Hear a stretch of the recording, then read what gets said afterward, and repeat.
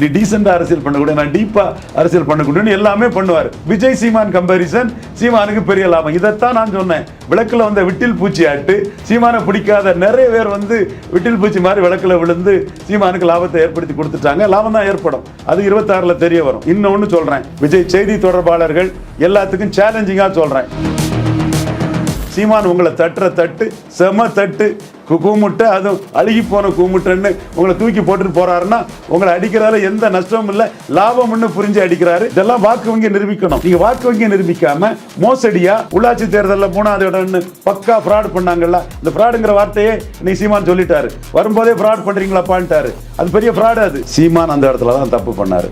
என் தம்பி எனக்காக மைக்க போட்டிருக்கான்னு சொல்லியிருக்க கூடாது. மைக்க போட்டவர் சொல்லணும், எங்க அண்ணனுக்காக தான் மைக்க போட்டு வச்சிருக்கேன். சீமான் அந்த இடத்துல தப்பு பண்ணாரு. நாம் தமிழர் கட்சியினுடைய ஓட்டுகள் விஜய்க்கு வர வாய்ப்பு இல்லையா சார்? அது வந்து மாயை போய். என்னோட கணக்கு 4% வாக்கு விஜய் தாண்ட மாட்டாருங்கிறது என்னோட சயின்டிபிக்கான கணக்கு. வெறும் 4 தானே சார்? 4 தான் என்னோட கணக்கு. 4 தான். பல லட்சம் பேர் வந்திருக்காங்களே. அவர் பாப்புலர் தானே தவிர பலம் நிரூபிச்சவர் அல்ல. சீமான் விஜய் அளவு பாப்புலர் கிடையாது. 8.2 பலம் நிரூபிச்சவர். அரசியல் அரங்கத்தில் பலத்துக்கு தான் மரியாதை. அறம் நாடு பார்வையாளர்களுக்கு வணக்கம். இன்று நம்முடன் இணைந்திருக்கும் சிறப்பு விருந்தினர் அரசியல் விமர்சகர் ரவீந்திரன் துரைசாமி அவர்கள். வணக்கம் சார். வணக்கம் தம்பி. விஜய் அவர்கள் கட்சி ஆரம்பிக்க போறாரு அப்படின்னு சொன்னதிலிருந்தே சீமான் வந்து விஜயை தூக்கி பிடிக்க ஆரம்பிச்சிட்டார். சார், என் தம்பி வந்தானா எனக்கு எதிரானா கூட அவனுக்காக நான் உதவி செய்வேன், அவனை வந்து என்னுடைய எதிரி கிடையாது அப்படின்ற மாதிரிலாம் பேசியிருந்தார். அந்த மாநாட்டினுடைய கடைசி நிமிடம் வரைக்கும் சீமானும் விஜயும் கூட்டணி அமைப்பார்கள் அப்படின்ற செய்திகள்லாம் இருந்தது. ஆனால் அந்த கொள்கைகளை பற்றி பேசுனதுக்கு அப்புறமா என்டிகே வெர்சஸ் டிவிகே அப்படின்ற மாதிரி மாறிடுச்சு. அண்ணன் வெர்சஸ் தம்பி அப்படின்ற மாதிரி இப்போது சண்டைகள் போயிட்டுருக்கு. எந்த புள்ளியில் சீமான் தனக்கு வேணான்னு விஜய் அவர்கள் முடிவு செய்கிறாரு? இந்த முரணை எப்படி சார் பாரு, எங்கிருந்து இந்த பிரச்சனை ஆரம்பிக்குது சார்? 2021ஆம் ஆண்டு சட்டமன்ற தேர்தல் டைமில் சீமான் வந்து விஜயை நக்கல் அடித்தார். எடப்பாடிக்கெல்லாமாடா நீ பயப்படுவ, நீ எல்லாம் ஒரு ஆளாங்கிற மாதிரி கேட்டார். ஞாபகம் இருக்குதா? அப்போ விஜய் ரசிகரெல்லாம் அருவா கத்தியோடெல்லாம் நின்று சீமானுக்கு எதிராக சமூக வலைத்தளங்களை போட்டாங்க. உடனே அதை ஒரு விமர்சனம் பண்ணி விஜய் ரசிகர்லாம் ஒரு பொருட்டே இல்லை, விஜயெல்லாம் ஒரு ஆளே இல்லைன்னு சொல்லி தான் 6.8% வாக்கெடுத்தார். 24ல் விஜய் வந்து சிஏஏ எதிர்ப்புன்னு சொன்னார். டிஎம்கே தரப்பு எவ்வளோ ஸ்ரூடு, எங்கள் பக்கமே வந்துடாத, சும்மா எங்கள் ஆள் மாதிரி காட்டிட்டு கப்பலில் நானும் பாக்கு போட்டிருக்கேன்னு வரும்போது ஒரு திமுக எம்பி கூட இவருக்கு சிஏ எதிர்ப்பை பற்றி கவலைப்படலை. உங்களுக்கும் எனக்கும் சங்காத்தம் என்றைக்கே முடிஞ்சு போச்சு, 11ல் எங்களை எதிர்த்தா போயிட்டேன், உங்களுக்கும் எங்களுக்கும் உறவே இல்லை, போய் தள்ளி போய் விளையாடுங்க, ஒன்றுமில்லைன்னு எந்த ஒரு திமுக கேண்டிடேட்டுமே அணி கேண்டிடேட்டுமே இவருக்கு சிஏஏ கண்டுக்கல. பார்த்தாரு பப்ளிசிட்டிக்கு என்ன செய்யணும், மைக்கை போட்டு விளம்பரம் கொடுத்தாரு. சீமான் அந்த இடத்துல தான் தப்பு பண்ணார். என் தம்பி எனக்காக மைக்கை போட்டிருக்கான்னு சொல்லியிருக்க கூடாது. மைக்கை போட்டவர்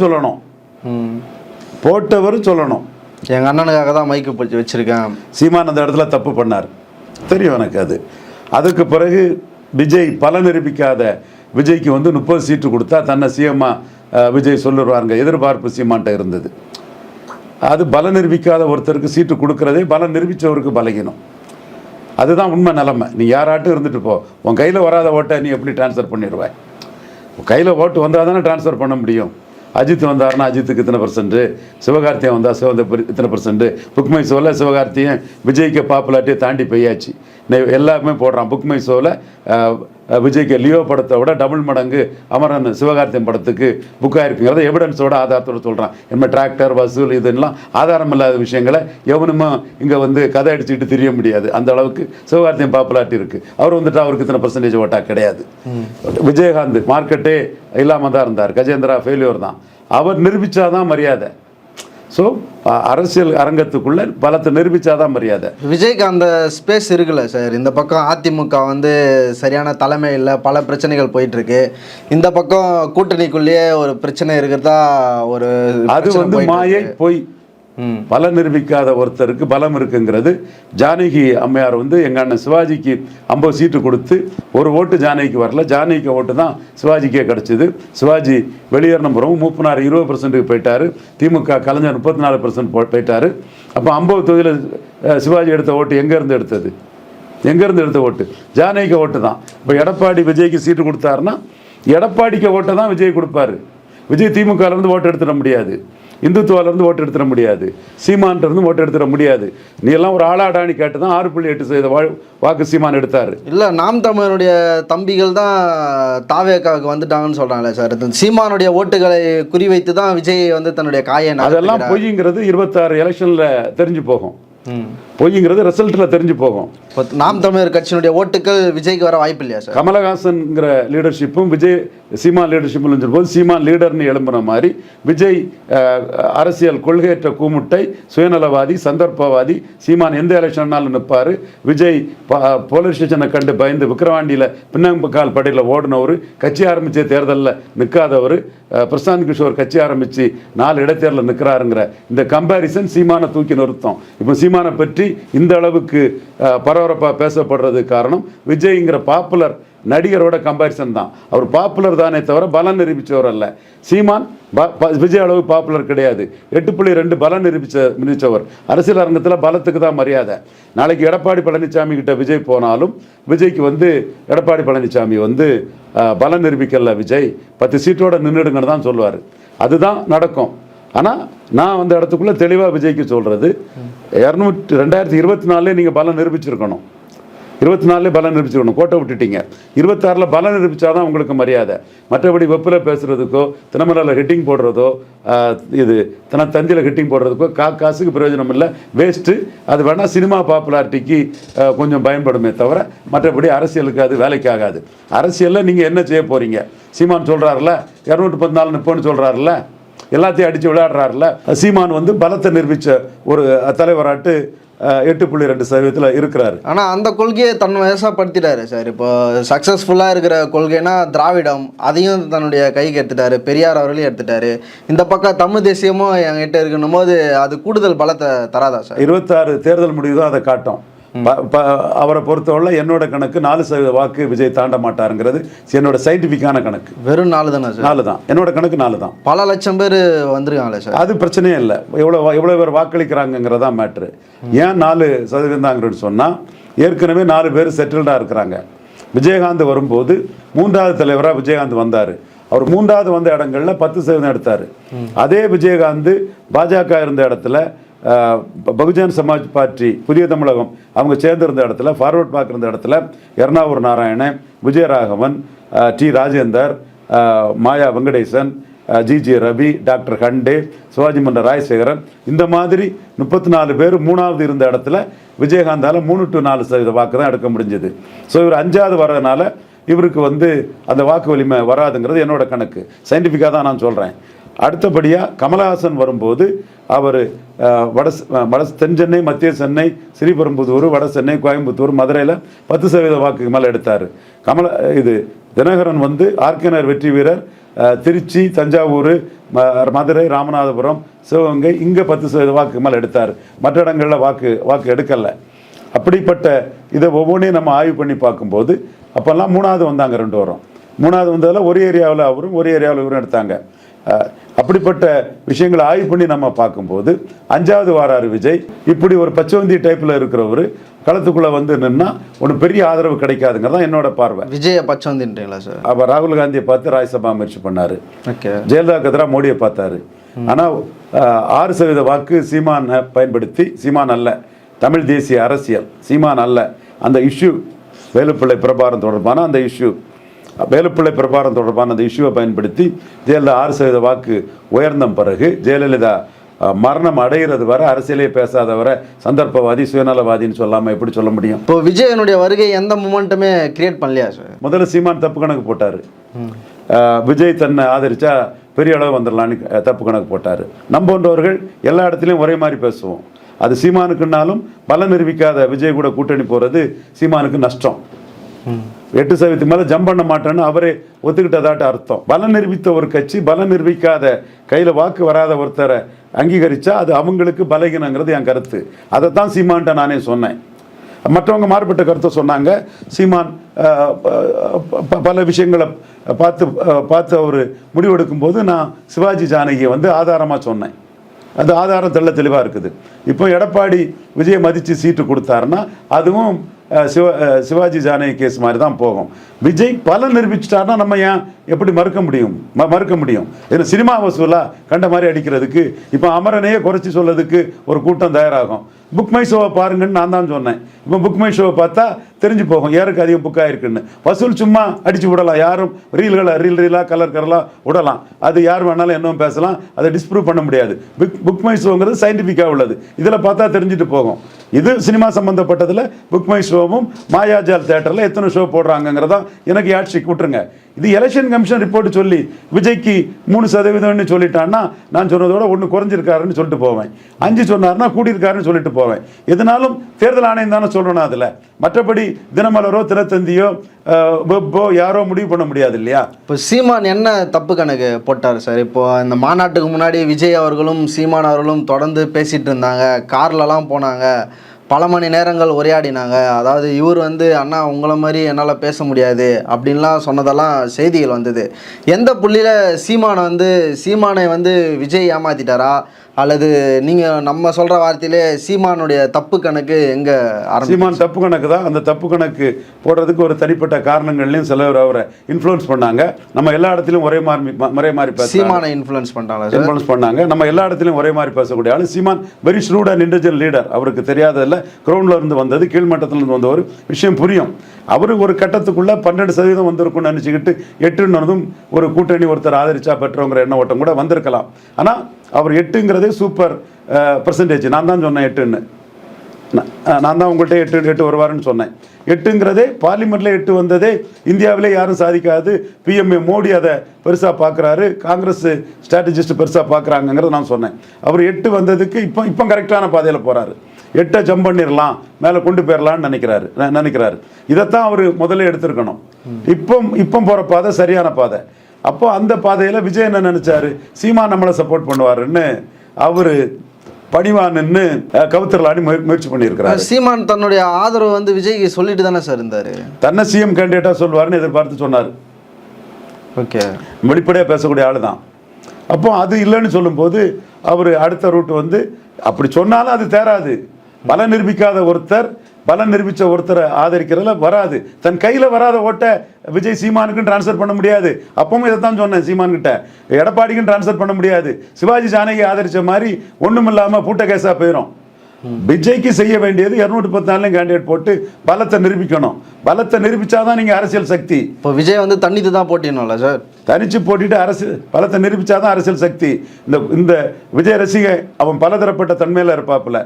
விஜய் ரசிகர் வந்து ஒரு தலித் இருக்கிறாருன்னு வைங்க, அவர் எடப்பாடியை சப்போர்ட் பண்ணாலும் ஸ்டாலின் சிஎம்னு அவர் ஓட்டு போடலாம். அவர் சீமானை சப்போர்ட் பண்ணாலும் எடப்பாடியை பிடிச்ச விஜய் ரசிகர் எடப்பாடிக்கு ஓட்டு போடலாம். அண்ணாமலை சிஎம் கேண்டிடேட்டாக இருந்தால் அண்ணாமலை பிடிச்ச விஜய் ரசிகர் அண்ணாமலைக்கு ஓட்டு போடலாம். பட் விஜயோட தாவேக்காவுக்கு வந்து ஒரு வாக்கு வங்கி பாமகவுக்கு கிடைச்ச மாதிரி மதிமுக கிடைச்ச மாதிரி வந்துட்டுன்னா 98 ஜெயலலிதாவோட கூட்டணி வச்சு டாக்டர் ஐயா வட தமிழகத்தில் ஜெயலலிதா அம்மையார் ஜெயிக்க வச்சாங்க. அண்ணன் வைகோ தெற்குலையும் மேற்குலையும் ஜெயலலிதா அம்மையார் ஜெயிக்க வச்சாங்க. கேப்டன் விஜயகாந்த் 2 தடவை வாக்கு வங்கியை நிரூபித்து 3வது தடவை வரும்போது எதிர்கட்சி தலைவராட்டே வந்தாங்க. இதெல்லாம் வாக்கு வங்கியை நிரூபிக்கணும். நீங்கள் வாக்கு வங்கியை நிரூபிக்காமல் மோசடியாக உள்ளாட்சி தேர்தலில் 3வது இடம்னு பக்கா ஃப்ராட் பண்ணாங்கல்ல, அந்த ஃப்ராடுங்கிற வார்த்தையே இன்னைக்கு சீமான் சொல்லிட்டாரு. வரும்போதே ஃப்ராட் பண்ணுறீங்களாப்பான்ட்டாரு. அது பெரிய ஃப்ராடு. அது அந்த மாதிரி நீங்கள் ஃப்ராடு பண்ணி விழுந்தா அதில் வந்து எடப்பாடியும் விழமாட்டார், சீமானும் விழமாட்டார், சகோதரர் தொல் திருமாவனும் விழமாட்டார். பல நிரூபிக்காத உங்களை நம்பி யாரும் வரமாட்டாங்க.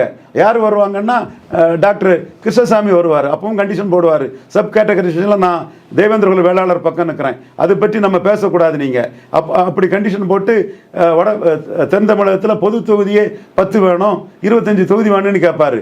வேல்முருகன் வந்தாருன்னா ஸ்டாலின் 1 சீட்டு தந்தார், நீங்கள் எனக்கு 20 சீட்டு தருங்கன்னு கேட்பாரு.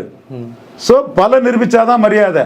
பல நிரூபிக்காம நீங்க ஊடகத்தில் பொய் செய்திகளை கொடுத்துக்கிட்டு அதுக்குள்ளவே இப்போ நான் பலனை நிரூபிக்க போறேன். 2026 தேர்தல் வந்து எனக்கு ஒரு முக்கியமான காலம். அதுக்குள்ளவே நீங்க என் மேல வந்து சாயத்தை பூசினா எப்படின்ற கேள்வி எழுப்புறாருல சார். என் மேல நீங்க வந்து காவி சாயம் பூசுறீங்க, ஆனா நான் பெரியார நான் பூசல. இல்ல விஜயனுடைய கேள்வியா பூசல.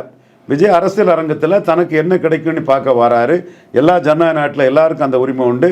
சகோதரர் விஜய்க்கு அந்த உரிமை உண்டு. அப்போ இந்த புள்ளியை சொல்லி அவரை ஓரம் கட்டுறது அது எதிரிகள் பண்ண தானே செய்வாங்கப்பா. நான் விஜய் எவ்வளவுக்குள்ள மோசடிகளை அம்பலப்படுத்துறேன்னா அவரை யாருக்கும் பிடிஎம்னு சொல்லலையே. ஒவ்வொருத்தரும் அதை முயற்சி பண்ணுறதுக்கு அந்த உரிமை உண்டு. விஜய் முயற்சி பண்ணுறாங்க. நீங்கள் பலம் நிரூபிக்காமல் டக்கால்ட்டி பண்ணி ஒன்றும் நடக்காதுங்கிறதான் அவருக்கு விஜய் ஏமாந்து போவீங்கிறதான் விஜய்க்கு நான் சொல்கிறேன். இப்போயே உங்களுக்கு திருமாவளம் அடிச்சாடி பார்த்துருப்பீங்கள்ல. ஏன் சார் அந்த பிரச்சனை வருது? இப்போது ஒரு கட்சியை ஆரம்பிக்கிறாரு, எடுத்த உடனே மாநாட்டுக்கு அடுத்த நாளே தலைவர் திருமா வர்சஸ் விஜய்னு அந்த களத்தை மாற்றி விட்றாங்க. இந்த பிரச்சனை ஏன் வருது சார்? திருமா வர்சஸ் விஜய்ங்கிறது விஜய்க்கு வந்த கூட்டத்தில் 70% அட்டவணை பிரிவில் பறையர் சமூக மக்கள். அண்ணல் பாபா சாஹேப் பீம்ராவ் அம்பேத்கர் பற்றி சொல்லும்போது பயங்கர கைத்தட்டு விழுந்தது. அப்போ நமக்கு பாதிக்கக்கூடாதுங்கிற எண்ணம் தொல் திருமாவளவனுக்கு இருக்கும். ஆனால் நீங்கள் விக்கிரவாண்டியில் விஜய் நின்று இருப்பாருன்னா காலி ஆயிருப்பார். 1% 2% போயிருப்பார். அந்த இடத்துல தான் சீமானை பாராட்டுறேன். போலீஸ் ஸ்டேஷனை மீறி நின்னார். விஜய் பயந்து பின்னங்கால் பட ஓடிட்டார். ஸோ வட தமிழகத்தில் அதிமுக பாமக ஒரு அலையன்ஸு, ஒரு யூகம் தான். திமுக அலையன்ஸில் திருமாவளவன்னா விஜயெல்லாம் என்டர் பண்ணவே முடியாது. இடைத்தேர்தல் போலீஸ் ஸ்டேஷனையே தாங்க முடியாமல் ஓடினவர் பொது தேர்தல் போலீஸ் ஸ்டேஷன்லேயே நிற்க போகிறாரு. சீமான் என்ன போலீஸ் ஸ்டேஷன்னாலும் களத்துக்குள்ளே நிற்பார். களத்துக்குள்ளே நிற்கிறனால தான் கமலஹாசனை விட இன்னைக்கு உயர்ந்து 8.2 வர காரணம்னா கமலஹாசன் விஜயபாணி அரசியல் அன்னைக்கு பண்ணது தான் காரணம். ஸோ இந்த சூழல் இருந்தாலும் திருமாவளவனுக்கு அம்பேத்கரை சொல்லும்போது இவ்வளோ கைத்தட்டுன்னு சொல்லும்போது தனக்கிட்ட இருக்கக்கூடிய பறையர் ஓட்டு விஜய்கிட்ட போயிருமோங்கிற எண்ண ஓட்டம் சகோதரர் தொல் திருமாவுக்கு இருக்குது. வட தமிழகத்தின் வெற்றி பெறா தான் இருக்கிறாரு. அலர்ட்டாக இருந்து பொலிட்டிக்ஸ் பண்ணக்கூடியவருக்கு அந்த நோக்கம் இருக்குங்கிறது என்னோட பார்வை. பட் விஜயை பலம் நிரூபிக்காத விஜய் அவர் ஸ்ட்ரெங்தன் பண்ண மாட்டார். விஜய் வச்சு ஒரு பாப்புலாரிட்டி வரும், பப்ளிசிட்டி வருமே தவிர பலம் நிரூபிக்காத விஜய் அவர் ஸ்ட்ரெங்தன் பண்ணக்கூடிய வேலையை பண்ண மாட்டார். அதைத்தான் இப்போ மெல்ல மெல்ல பண்ணி நாங்கள் திமுக கூட்டணியில் தான் இருப்போம்னு சொல்லிக்கிட்டு விஜய் பலம் நிரூபிக்காதவருங்கிறத மட்டும் அடிச்சுட்டு போயிட்டார். அங்கே விழுற ஓட்டு விஜய்க்கு பாப்புலாரிட்டிக்கு விழக்கூடிய ஓட்டு. ஓரளவு முரண்பாடு இல்லாத கொள்கைகளை சொல்லணும். 214 கேண்டிடேட் போடணும். அதில் விஜய்க்கு ஒரு வாக்கு கிடைக்கும். அந்த இதை விஜய் கோட்டை விட்டுட்டாரு. ஃபஸ்ட்டிலே சீமான் சொல்கிற மாதிரி துணிச்சலாக நான் தனிச்சு போட்டின்னு சொல்லியிருக்கணும். சீமான் செய்தது மாதிரி விக்கிரவாண்டியில் தனித்து நின்றுருக்கணும் அவருக்கு. அல்லது 6 மாதம் முன்னே கட்சி ஆரம்பிச்சிருக்கணும். என் நண்பர் ஒரு அட்வொகேட்டு பாலன்னு ஒருத்தர் சொன்ன மாதிரி 6 மாதம் முன்னே நீங்கள் கட்சி ஆரம்பிச்சிருக்கணும். எலெக்ஷனுக்கு முன்னாடி வேறு இடைத்தேர்தலில் உள்ளாட்சியோ இல்லாமல் கட்சி ஆரம்பிச்சிருக்கணும். இப்போ உள்ளாட்சி வருது, இடைத்தேர்தலில் நிற்கல. அப்போ உங்கள் அரசியல் ஒரு சீரியஸான அரசியல் இல்லை. மீண்டும் சொல்கிறேன், பெரிய ஸ்ட்ராட்டஜிஸ்டான பிரசாந்த் கிஷோர் பொது தேர்தலில் வரதுக்கு முன்னாடி கட்சி ஆரம்பிச்சுட்டு 4 இடைத்தேர்தலில் பீகாரில் நிற்கிறாரு. லாலு யாதவும் நிதிஷ்குமாரும் காசு கொடுத்து ஓட்டு கேட்பாங்க, நீங்கள் காசை வாங்கிடுங்க எனக்கு ஓட்டு போடுங்கன்னு பிரச்சாரம் பண்ணுறாரு. அப்போ நீங்கள் விஜய் 3 எழுத்து எம்ஜிஆர் 3 எழுத்துன்னா விக்கிரவாண்டியில் என்ன பண்ணிடும்? 10.5 போலரைசேஷன். நான் களத்துக்குள்ளே பண்ணி போய் நின்றுருக்கணும். சீமான் நிற்கிறாரு. இதுதானே சீமான் வளர்ச்சிக்கு காரணம். கமலஹாசன் தினகரன் வீழ்ந்த இடமும் சீமான் வளர்ந்த இடமும் எந்த எலெக்ஷனாலும் சீமான் நிற்கிறார் இல்லையா? அந்த மாதிரி விஜய் நின்றுருக்கணும். அது ஒரு தப்பு. அடுத்தால இப்போ கூட்டணி ஆட்சி, கூட்டணி கட்சிகள் என்கிட்ட வாங்கன்னு கேட்டது தப்பு. பலன் நிரூபிக்காத உங்ககிட்ட யாரும் வரமாட்டாங்கிற அடிப்படை அரசியல் உங்களுக்கு புரியணும். உங்களை பலம் என்ன, ஓட் டிரான்ஸ்ஃபரிங் கெப்பாசிட்டி என்னன்னு தெரியாமல் யாரும் வரமாட்டாங்கங்கிறத நீங்கள் அடிப்படை உண்மை புரியாமல் எங்கள் கூட கூட்டணி நாங்களே ஜெயிப்போம், எங்கள் கூட கூட்டணி வாங்கன்னு கமா போட்டிருக்கக்கூடாது. நாங்கள் ஜெயிப்போம் 214 நிற்போம்னு சொன்னால் அது கரெக்ட் பாலிடிக்ஸ். அது ஒரு டஃப் ஃபைட்டை கொடுத்துருக்கோம். அது நீங்கள் டஃப் ஃபைட்டை கொடுத்துருக்கோம். இப்போ சீமான் துணிச்சலாக 214 நிற்போம்னு சொல்லிட்டு காங்கிரஸ் அடின்னு அடிக்கிறாரு. காங்கிரஸை கொஞ்சம் நஞ்சு அடியெல்லாம் அடிக்கல. நீங்கள் நீட்டு அனிதா மரணம்னு சொல்லக்கூடிய போது காங்கிரஸையும் நீங்கள் எதிர்க்கணும். அப்போ காங்கிரஸ் எதிர்க்கலைன்னா சந்தர்ப்பாத நிலைப்பாடுனே ஆகுது. ஊழலில் ஜெயலலிதா கரப்ஷன் கேஸ் கன்விட்டுங்கிறத சொல்லணும். இல்லைன்னா அது சந்தர்ப்பாத நிலைப்பாடுனே ஆகுது. இதுதான் சீமானுக்கும் உங்களுக்குள்ள வித்தியாசம். திமுக அதிமுக காங்கிரஸ் பாஜக 4 பேரையும் அடிச்சுக்கிட்டு பலம் நிரூபிக்காத பெரிய பாப்புலாரிட்டி உள்ள உங்களையும் அடிக்கிறார் சீமான். அது நல்லா என்டர்டெயின் பண்ணுறாரு சீமான். தொடர்ந்து என்டர்டெயின் பண்ணுவார். இன்னும் நீங்கள் ஒரு பெரிய ப்ரெஸ் மீட் விஜய் கொடுப்பாரு. அதெல்லாம் ப்ரெஸ் மீட் கொடுக்க முடியும். ஒரு ஹீரோங்கிறது எத்தனை டைரக்டர்கிட்ட அறிவுபூர்வமாக பேசியிருப்பார், எத்தனை துணை டைரக்டர்கள், எத்தனை வசனகர்த்தாக்கள், எவ்வளோ அறிவு உள்ள வாங்கியிருப்பார். அந்த இடத்துல நான் அறிவு குறைஞ்சவரெல்லாம் நான் விஜயை அண்டர் எஸ்டிமேட் பண்ணல, அறிவாளி தான். அப்போ அவர் ஒரு ப்ரெஸ் மீட் கொடுப்பாரு. அவர் ப்ரெஸ் மீட் கொடுத்த ஒரு 2 மணி நேரத்திலே விஜய்க்கு ப்ரெஸ் மீட்டில் உள்ள தப்புகள் தவறுகள், அதில் எந்தெந்த கொள்கையில் சீமான் எழும்பி நிற்கிறாரு, இதெல்லாம் சீமான் அடித்து அதுக்கு பதில் கொடுப்பாரு. அடுத்த நாள் பத்திரிகையில் விஜய்க்கு சீமான் பதில்னு தான் வரும். அப்போது சீமான் 4 கட்சிகளையும் அடிச்சுக்கிட்டு விஜயும் நக்கல் நையாண்டி, கிண்டல் கேலி, கொள்கையற்றவர், சந்தர்ப்பவாதி, சந்தர்ப்பவாதத்துக்காக எடப்பாடிகிட்ட போனுக்கிறாருலாம் அடிக்கிறது விஜய் மையமாக வச்சு சீமானுக்கு பாப்புலாரிட்டியும் ஏற்றுது. அப்போ விஜயனுடைய சண்டை வந்து திமுக, அதிமுக, பாஜகன்னு இல்லாமல் சீமான் இன்ட்ரெஸ்டிங்காக போயிட்டு இருக்குது. ஓகே, விஜய் சீமான் இன்ட்ரெஸ்டிங்காக போயிட்டு இருக்குது. இதில் பலம் நிரூபித்த சீமானுக்கு கூடுதல் பலம் கிடைக்கும். பலம் நிரூபிக்காத விஜய்க்கு 8% ஓட்டுள்ளவரோட சண்டை போடுறது 4% தான் அவருக்குங்கிற என்னோட கருத்தை வலுப்படுத்துது. இதுதான் இங்கே இதில் நடந்தது. அந்த இடத்துக்குள்ள சீமானை பற்றி விஜய் பேசியிருக்க கூடாது. கத்தி பேசி ஒன்றும் ஆக போறதில்லன்னு அவரே கத்தி நான் பேசுகிற மாதிரி பேசி தொலைச்சிட்டாரு. நீங்கள் பேசுறது கத்தி பேசுறத குறை சொல்றீங்க. அந்த உங்கள் கான்சியஸில் அது கூட இல்லாமல் நீங்களே கத்தி பேசிட்டீங்க. புரியுதுங்களா? அது சீமான் பிடிச்சிக்கிட்டாரு. நம்மளை இதை அடிக்கிறாரா, எருமை அடிச்சிருவோன்றாரு. அதனால தான் நம்மளை போன்றவங்க சொல்லணும் சீமான் அடிப்பாருன்னு சொன்னோம். நீ பேசுறது பஞ்சு டைலாகு, நான் பேசுறது நெஞ்சு டைலாகு அப்படின்னு சொல்லிட்டாரு. அது நீ வந்து என்ன பாலிஷாக அரசியல் பண்ணக்கூடியவன், நான் பாலிசியாக அரசியல் பண்ணக்கூடியவன், நீ டீசெண்டாக அரசியல் பண்ணக்கூடிய, நான் டீப்பாக அரசியல் பண்ணக்கூடியவன் எல்லாமே பண்ணுவார். அப்போ விஜய் சீமான் கம்பேரிசன் சீமானுக்கு பெரிய லாபம். இதைத்தான் நான் சொன்னேன். விளக்கில் வந்த விட்டில் பூச்சி ஆட்டு சீமானை பிடிக்காத நிறைய பேர் வந்து விட்டில் பூச்சி மாதிரி விளக்கில் விழுந்து சீமானுக்கு லாபத்தை ஏற்படுத்தி கொடுத்துட்டாங்க. லாபம் தான் ஏற்படும். அது 26 தெரிய வரும். சீமான் இப்போ வந்து கமலஹாசனை வீழ்த்தின அந்த இடத்துக்குள்ள துணிஞ்சு தனிச்சு 234 நிற்கிறாரு. கமலஹாசன் வீழ்ந்த இடத்துல விஜய் நிற்கிறாரு. சீமான் கமலஹாசனை வீழ்த்தின இடத்துல நிற்கிறாரு. விஜய் கமலஹாசன் வீழ்ந்த இடத்துல நிற்கிறாரு. இடைத்தேர்தலை கண்டஸ்ட் பண்ணாதது, உள்ளாட்சி தேர்தலை கண்டஸ்ட் பண்ணாதது. அப்படின்னா நீங்கள் 6 மாதத்துக்கு முன்ன கட்சி ஆரம்பிச்சிருக்கணும். புரியுதுங்களா? அப்போ அது ஒரு மைனஸ்.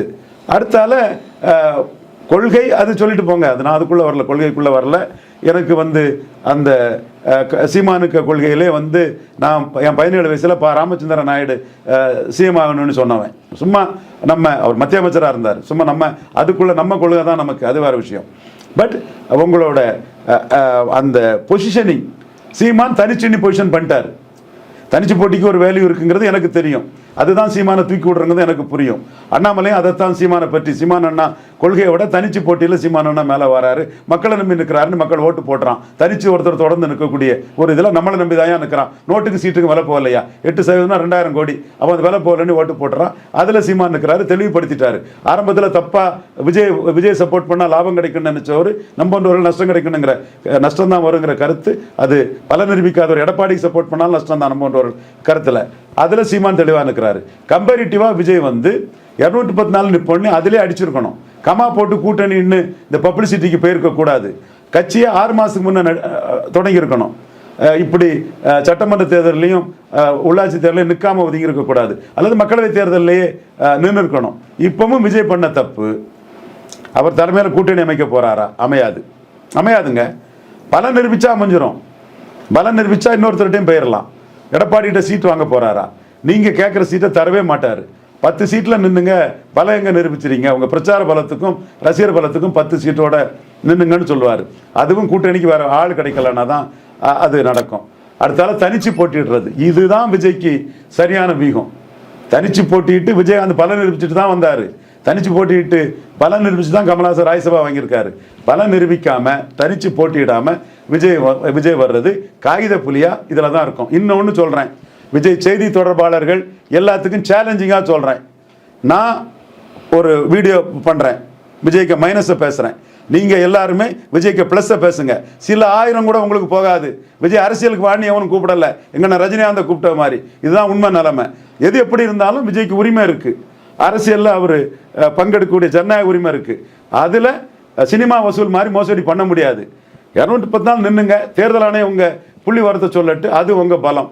நான் ஒரு கணக்கு சொன்னாலும் கூட தேர்தல் ஆணையம் கணக்கை விஜய்க்கு சப்போர்ட்டரை ஏற்றுக்கிட வேண்டியதுதான். நம் போன்றவர்கள் விஜய் பெருசாக சாதிக்க மாட்டாருன்னு சொல்லக்கூடியவங்களும் ஏற்றுக்க வேண்டியதுதான். அந்த புள்ளி வரம் வரட்டு. அது இல்லாமல் நீங்கள் சினிமா வசூல் மாதிரி என்ன சொன்னாலும் அது காசுக்கு பிரயோஜனம் கிடையாது. எல்லா அரசியல்வாதியும் தட்டி போட்டுட்டு போயிடுவாங்க. சீமான் உங்களை தட்டுற தட்டு செம தட்டு, கூமுட்டை, அதுவும் அழுகி போன கூமுட்டைன்னு உங்களை தூக்கி போட்டுட்டு போறாருன்னா உங்களை அடிக்கிறதால எந்த நஷ்டமும் இல்லை, லாபம்னு புரிஞ்சு அடிக்கிறாரு. நிச்சயமாக அவருக்கு லாபம் இருக்குங்கிறது உண்மை. அடுத்த வீடியோவில் அதெல்லாம் தெளிவாக சொல்கிறேன். அரங்கத்திற்கு வந்து பல்வேறு தலைப்பு ரொம்ப நன்றி சார். நன்றி.